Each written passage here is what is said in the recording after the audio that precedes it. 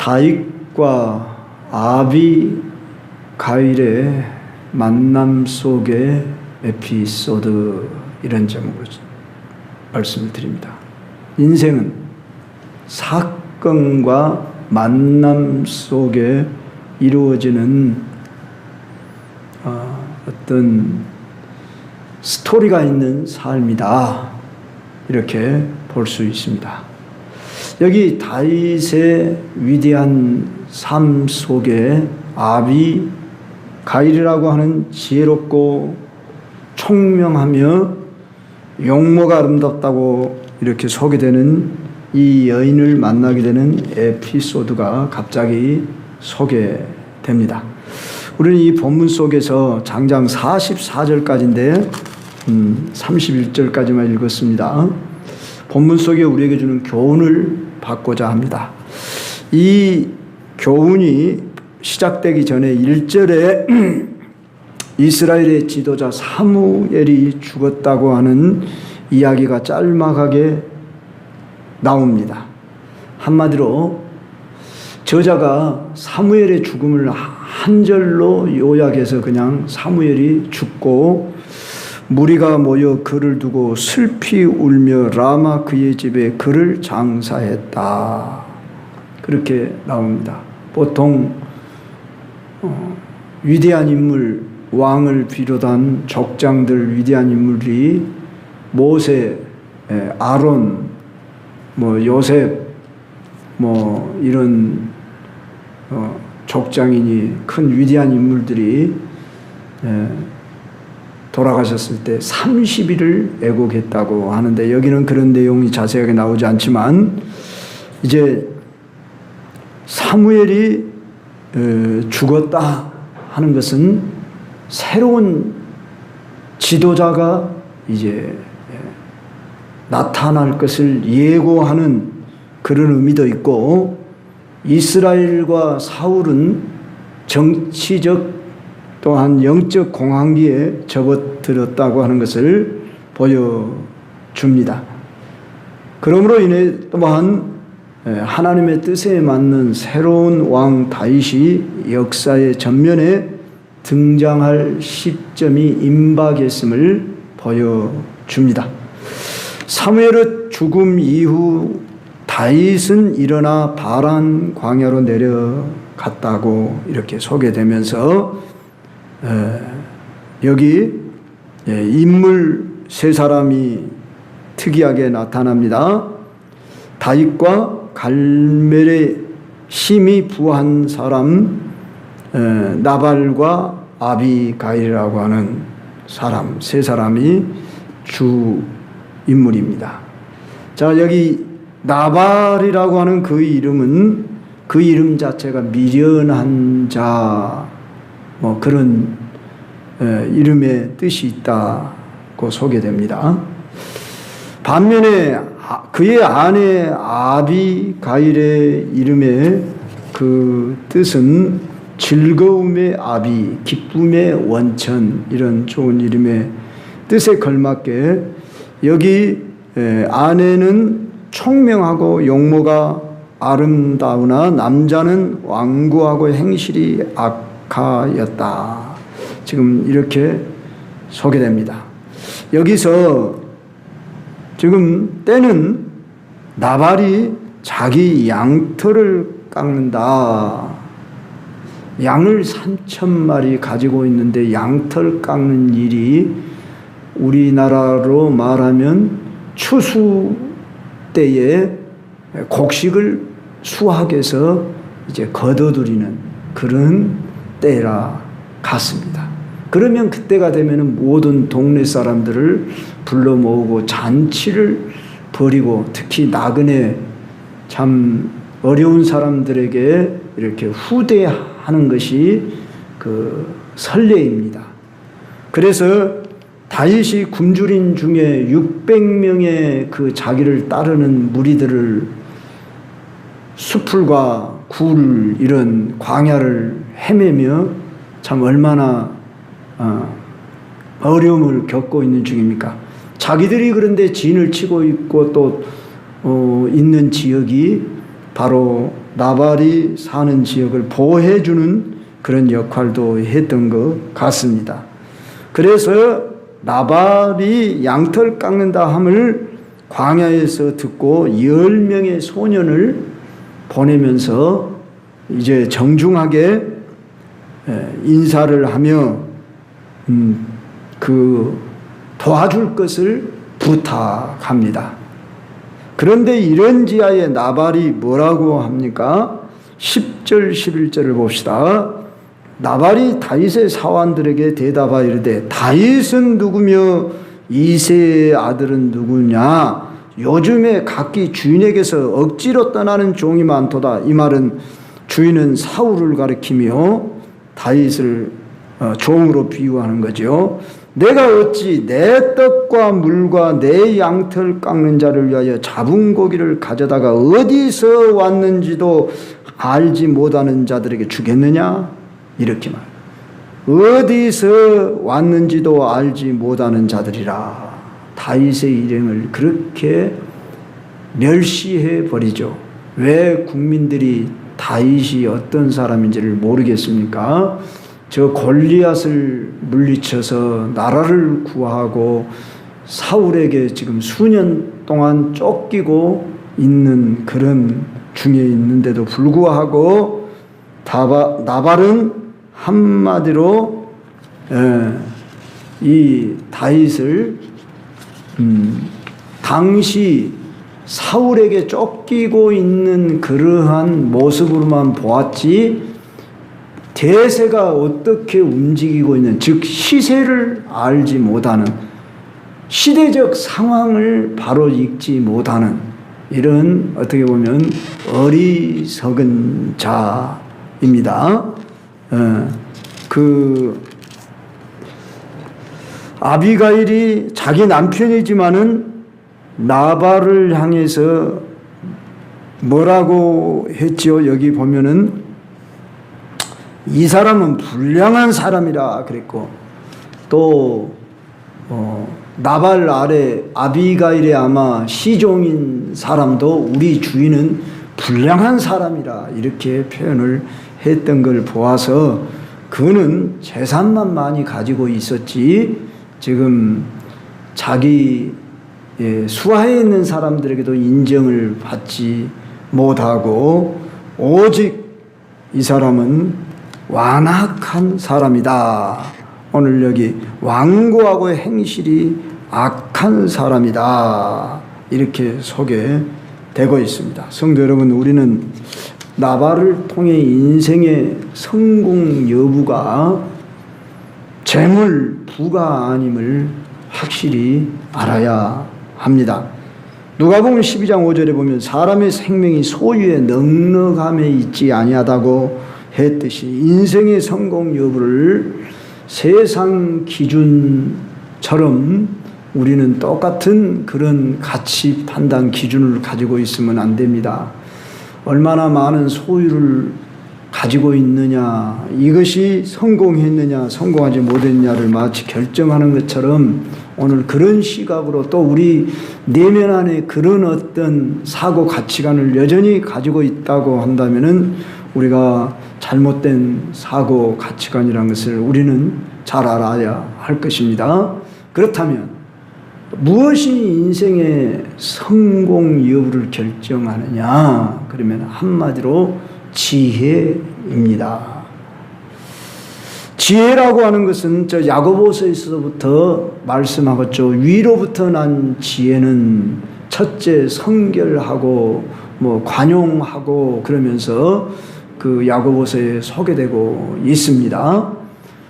우리들이 성경에서 말하는 지혜란 하나님과 관계 아래서 이 세상을 해석할 줄 알고 또한 그것을 적절하게 하나님의 뜻에 맞게 활용할 줄 아는 것이 지혜라고 말입니다.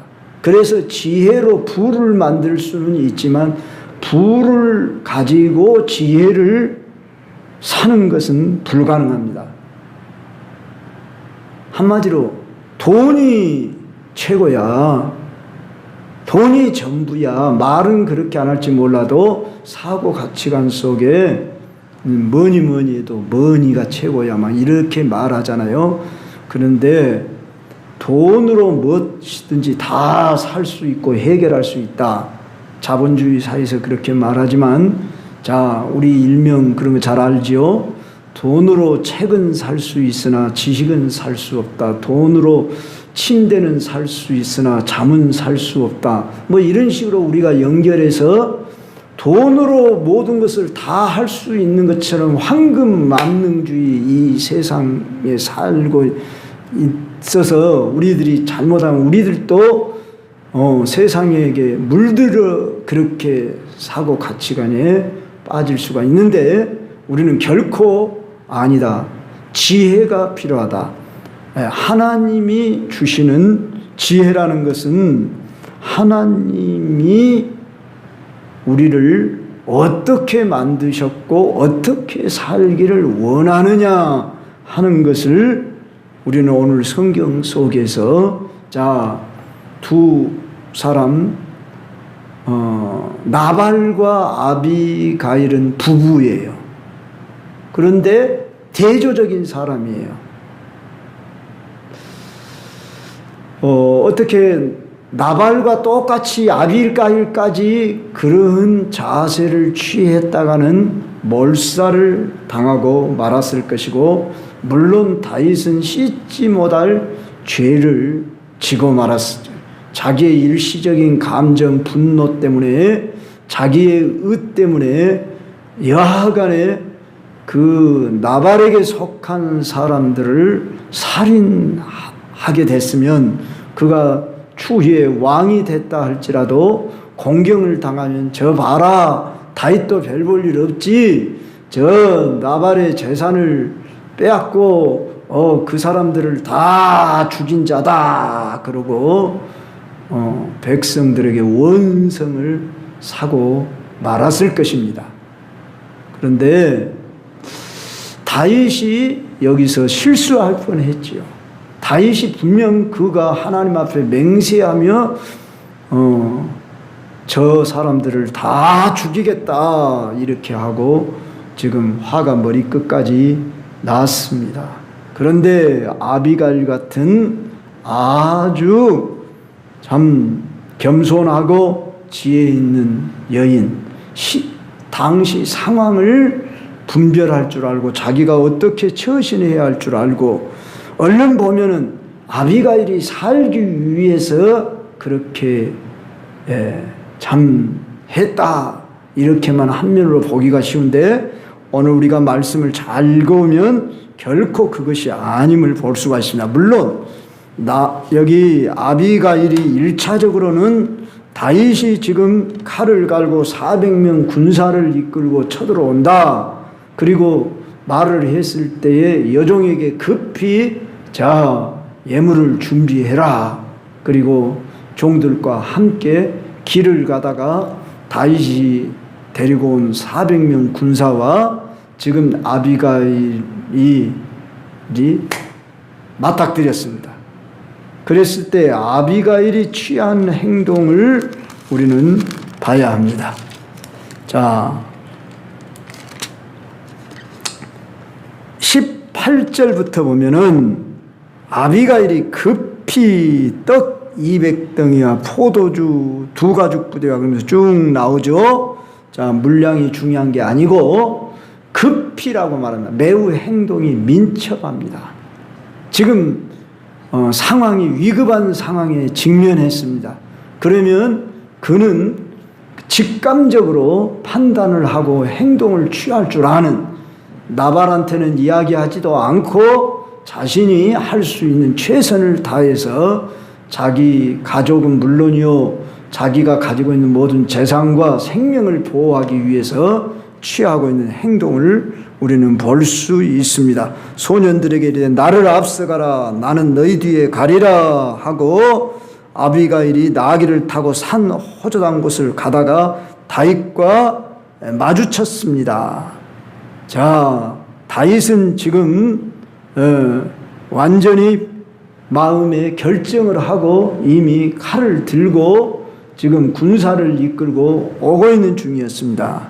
그런데 아비가일이 어떻게 행동을 취하는가 23절부터 우리는 31절까지 오늘 본문을 보면은 자세하게 기록이 되어 있는데 아비가일이 다윗을 보고 급히 나귀에서 내려 다윗 앞에 엎드려 그의 얼굴을 땅에 대고 그가 다윗의 발에 엎드려 말하기를 내 주여. 자, 이 내 주라는 말이 이 짧은 절수에 몇 번이나 나오냐면은 27회나 나옵니다. 내 주, 내 주, 내 주. 그리고 그냥 주라는 말까지 하면 29회나 나오는 것을 보게 되고 자신을 가리키는 여종이라고 말한다. 자신은 귀부인입니다. 큰 부잣집 만화님입니다. 그러나 그는 지금 다윗 앞에 엎드려 그 발 앞에 엎드려 내 주여. 그런데 그냥 그렇게 말한 게 아니고 28절 이하를 볼 줄 알아야 됩니다. 28절 이하에서부터 보면은 주의 여종의 허물을 용서하여 주옵소서. 여호와께서 반드시 내 주를 위하여 든든한 집을 세우리시니. 무슨 말씀입니까? 장차 다윗은 머지않아 이스라엘의 참 왕이 되실 분입니다. 그런 말입니다. 그러니까 시대적 상황을 알았다 그 말입니다. 아무리 사울이 왕으로 현재 있고 다윗을 쫓아 죽이려고 하고 다윗이 쫓기는 가운데 있을지라도 백성들의 마음은 이미 다윗에게로 온전히 마음이 향했고 또한 하나님께서는 이 다윗과 함께 하신다고 하는 사실을 익히 알고 이는 내 주께서 여호와의 싸움을 싸우시며. 무슨 말씀입니까? 저 골리앗을 물리친다든지 블레셋을 물리친 이 싸움은 하나님을 위한 하나님의 싸움을 싸우셨고 내 주의 일생에 내 주에게서 악한 일을 찾을 수 없습니다. 그러면서 또 29절에 보면은 신앙이 있는 여인이었습니다. 하나님을 경외하고 영적으로 깨어있는 여인임을 알 수 있습니다. 사람이 일어나서 내 주를 쫓아 내 주의 생명을 찾을지라도 내 주의 생명은 내 주의 하나님 여호와와 함께 생명 싸개 속에 쌓였을 것이요 내 주의 원수들의 생명은 물매로 던지든 여호와께서 그것을 던지시리다. 네. 다윗을 가리켜서 내 주의 생명이라 내 주의 하나님 여호와 함께 생명 싸개 속에 쌓여 있고 하나님이 당신은 보호하시는 분이십니다. 우리는 일명 출세하려면 사람을 알아볼 줄 알아야 한다 이런 말이 있지만 우리는 먼저 알아봐야 할 분이 누구냐? 누구겠습니까? 우리 주 예수 그리스도가 누구신가? 이것을 아는 것이 참 지혜입니다. 여러분들이 비록 세상에 가진 것 세상 사람 비교하면 초라하고 가진 지식도 별로 없을지라도 여러분들이 영리해서 예수님을 알고 믿은 게 아니고 하나님의 은혜 입었기 때문입니다. 그래서 저 자신을 볼 때에 참 겨우 17 먹은 고등학교 1학년 만으로만 16이나 5이나 밖에 안 먹은 그 나이에 어쩌면 제 발걸음이 교회로 향할 수 있었던 거 이것은 나의 선택이기 전에 하나님의 섭리요 은혜였다. 그리고 이날 이때까지 내가 목사가 되어서가 아니라 내가 이 길을 사실 여러분한테 여러 번 간증했지만 나는 이 길을 가려고 하지도 않았고 가려고 나에게 구원을 할 때 이 길을 가라고 하는 것은 유혹이라고 생각을 할 만큼 저는 이 길을 내가 선택하지 않았습니다. 그리고 무엇은 내가 영달을 바라고 출세를 바라고 무슨 그런 목적에서 온 게 아닌데 다시 태어나도 나는 후회가 없는 것이 뭐냐? 예수님 믿고 주의 종 된 것이 감사하다. 이 말밖에 할 것이 없습니다. 왜냐? 내가 예수님을 모르고 알지 못했다면 어떤 사람이 됐을까? 참 이건 끔찍합니다. 그래서 우리가 우리의 일생을 다 어떻게 점쟁이처럼 점은 칠 수는 없지만 자기가 누구보다 자기를 잘 알더라고. 자기 안에 있는 본성을 안 바에 의하면은 결코 순탄치만은 안 했을 것이고, 참 하나님, 그리고 이 세상이 어떻게 돌아가고 어디를 향하고 있고 인생의 가치가 무엇인가를 아는 길은 하나님을 아는 길, 즉 예수 그리스도를 아는 길입니다. 그래서 기독교 강요의 처음을 보면은 하나님을 아는 지식, 일명 신지식, 이걸 칼빈이 지금으로부터 그러니까 1500년 때에 살았던 사람이든가 그러죠. 그러니까 16세기 사람인데도 불구하고 기독교의 고전으로 가장 참 성경을 잘 해석하고 해박하게 우리에게 전해주고 있는 이런 고전의 책으로 전해주는 그 기독교 강요의 그 처음이 하나님을 아는 지식입니다. 나를 알기 위해서는 하나님을 알아야 내가 누구인가를 알 수 있습니다. 그런데 내가 누구인가를 아는 자가 하나님도 알 수 있다. 그렇게 말했습니다. 이것이 동시적인 동전의 양면과 같은 것입니다. 하나님을 아는 것도 나의 어떠함이 아닌 신비한 하나님의 은혜입니다. 그래서 이건 공부를 많이 하고 무슨 노력에 의해서 알기 전에 하나님의 은혜를 베푸셨는데 이 은혜를 받도록 우리에게 믿음도 선물을 주셨기 때문에 우리는 힘써 이 믿음을 지키며 우리는 믿음으로 선한 싸움을 싸워라 그랬습니다. 은혜 속에서 강하여져라 그랬습니다. 그럼 가만히 있으면은 이 믿음이 우리 안에 생겨난 것이 아니라 하나님께서는 우리에게 성령을 주시고 이 믿음을 알도록 기회를 열어 주셨습니다. 자, 여기 다윗과 아비가일이라고 하는 여인 속에서 이 아비가일이 참 지혜 있고 총명하고 용모도 아름다운 그런 젊은 부인이었습니다. 그런데 자기 남편은 불량한 자라고 이렇게 남편의 잘못됨을 내 죄로 돌려라고 그러면서 나를 용서해 달라고 그러면서 다윗 앞에 무릎을 꿇고 호소를 하며 겸손히 나아가고 있으며 그는 결코 자기 목숨만 살고자 하는 것이 아니라 여기 30절로 31절 계속해서 하는 말에 의하면은 참 여인이 미래를 내다볼 줄 알고 다윗을 염려하면서 앞으로 여호와께서 내 주에 대하여 하신 말씀대로 모든 선을 내 주에게 행하사 내 주를 이스라엘의 지도자로 세우실 때에 이 말이 뭔 말입니까? 왕으로 세우신다 그 말 아닙니까?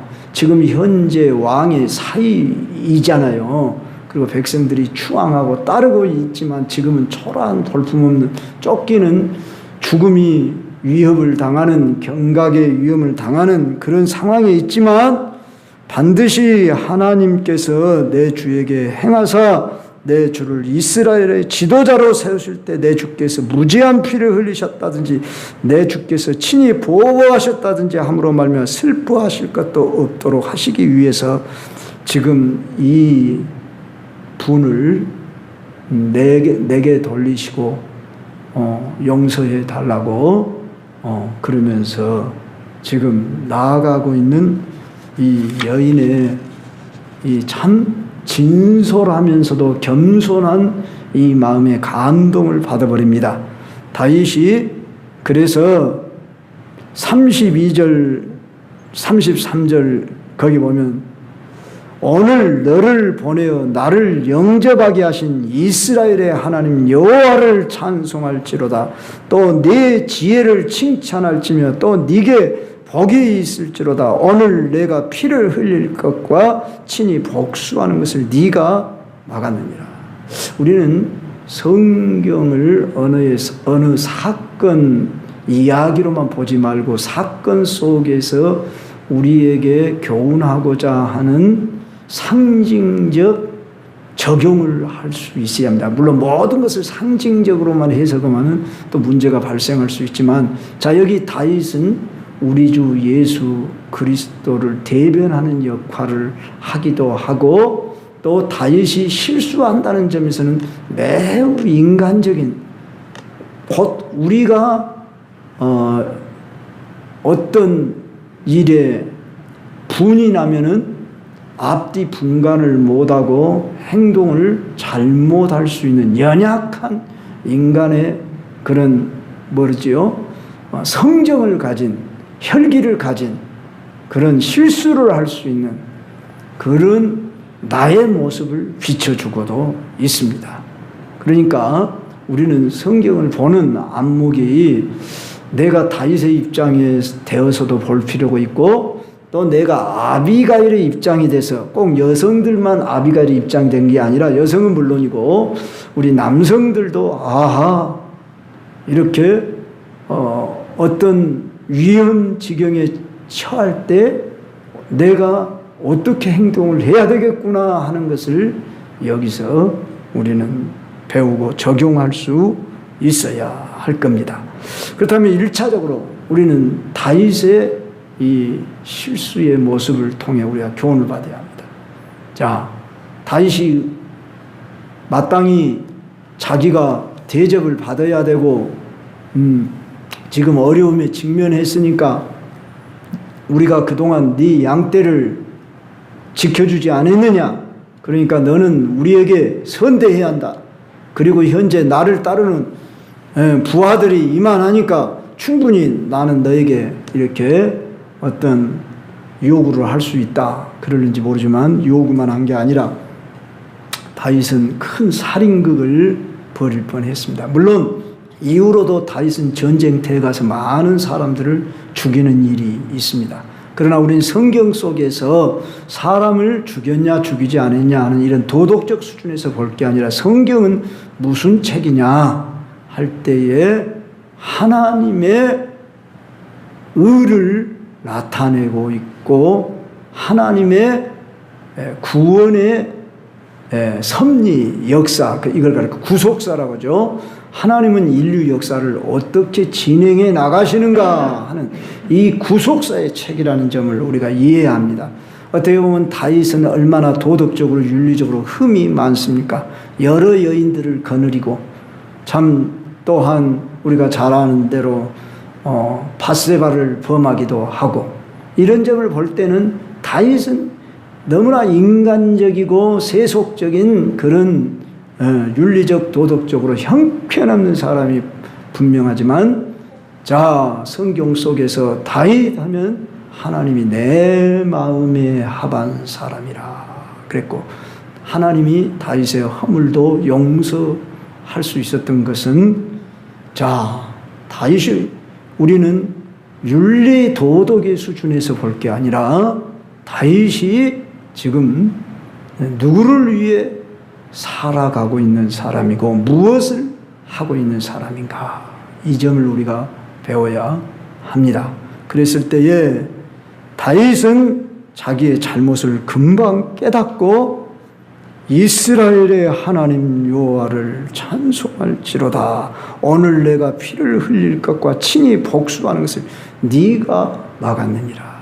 참 분명히 다윗은 내가 오늘 저 나발의 남자들은 한 명도 남겨놓지 않고 내가 죽이지 아니하면 하나님이 도리어 내게 벌을 내리실 것이다. 그러면서 자기 스스로 자기가 맹세를 했습니다. 그럼에도 불구하고 자기의 맹세가 잘못됐을 때는 즉시 그것을 어떻게 해요? 내려놓는. 우리는 우리의 말에 실수도 있을 수가 있어요. 어떤 사람은 그래요. 내가 한번 그렇게 말을 했는데 내 이 고집은 못 꺾는다는데, 우리는 자기 말로 인해서 스스로 무덤을 파는 그런 길로 가지 않도록 조심해야 하는 것입니다.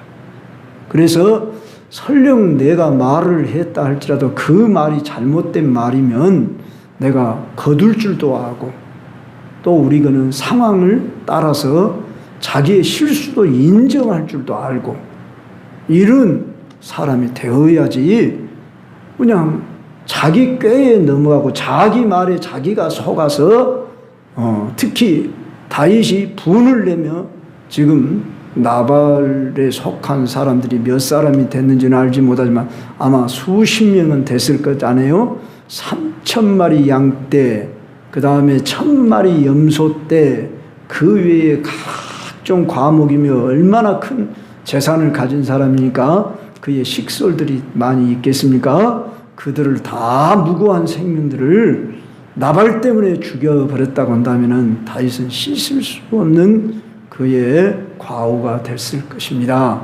그런데 이 아비가일이라고 하는 지혜 총명 있는 여인의 이 겸손한 행동 때문에 다윗이 이제 하나님이 이 일을 너를 통해 막았다, 그러고 칭찬을 하면서 자기의 잘못을 시인하고 있음을 보게 됩니다. 성도 여러분, 우리는 이 아비가일에게서 배워야 할 점은 참 자기의 현재 부와 그 자기 위치보다도 상황 대세를 읽을 줄 알고, 그리고 먼저 그는 하나님과 자기와의 관계 속에서 요새로 말하면 성령이 충만한 여인이었습니다. 그것을 우리는 그의 고백 말 속에서 29절 이하 31절에 이르는 말을 통해 볼 때에 알 수가 있습니다. 어찌하면 이 정도로 말을 할 수 있는, 평소 그는 하나님과 관계 아래에서 영이 깨어있는 여인이었다, 이런 말씀입니다. 그래서 우리가 이것을 영적으로 적용하자면 오늘 우리 모든 성도들은 아비가일과 같은 이런 지혜, 겸손, 총명한 이런 영을 구해야 합니다. 그래서 여러분들이 특히 여성들은 물론이고 우리 모든 남성들 비롯해서 우리는 주님 앞에 신부들 위치에 있지 않습니까? 그러면 우리는 우리의 참된 주 되신 예수 그리스도를 우리는 발견하고 그를 위하여 살기로 여러분들이 작정하는 것이 인생의 가장 옳은 선택을 한 것입니다. 하나님이 여러분을 선택해서 부른 것에 여러분이 기뻐하고 감사한 만큼 내가 또한 주를 위해 내가 충성하며 헌신하리라. 내가 존재하는 이유, 내가 살아가야 할 이유가 뭐냐?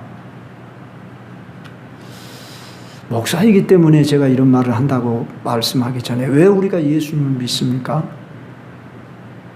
예수님이 나를 사랑해서 그분이 목숨을 버리셨기 때문입니다. 그렇다고 한다면, 그리고 그분은 알파요 오메가라, 처음이요 나중이요, 인간의 역사의 흥망성쇠 모든 생사화복을 임으로 주관하신 분이 하나님이시고, 인류의 마지막 심판은 예수 그리스도를 통해 심판이 이루어진다고 할 때 우리의 이 짧은 생애, 결코 긴 생애가 아닌 것 같습니다.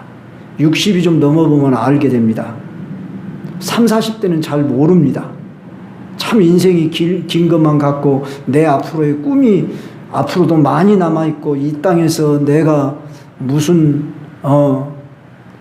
내 꿈을 달성하고 즐거움을 누리면서 참 이 땅에서 누리고 싶은 그런 좋게 표현하면 비전이요, 어떻게 표현하면 욕망을 가지고 살아갔지만 50이 넘어 60이 넘어지고 나이가 더 들어가면은 과거에 잘못된, 그러니까 허송세월한 삶, 잃어버린 시간에 대한 아쉬움 속에 우리들이 생각하는 잃어버림에 대한 아쉬움이란 세상의 즐거움을 누리지 못한 아쉬움이 아니라 왜 주를 위해 더 내가 젊은 날에 살지 못했던 거, 여기에 대한 허송된 후회가 있는 것이 바른 생각이라고 되어집니다.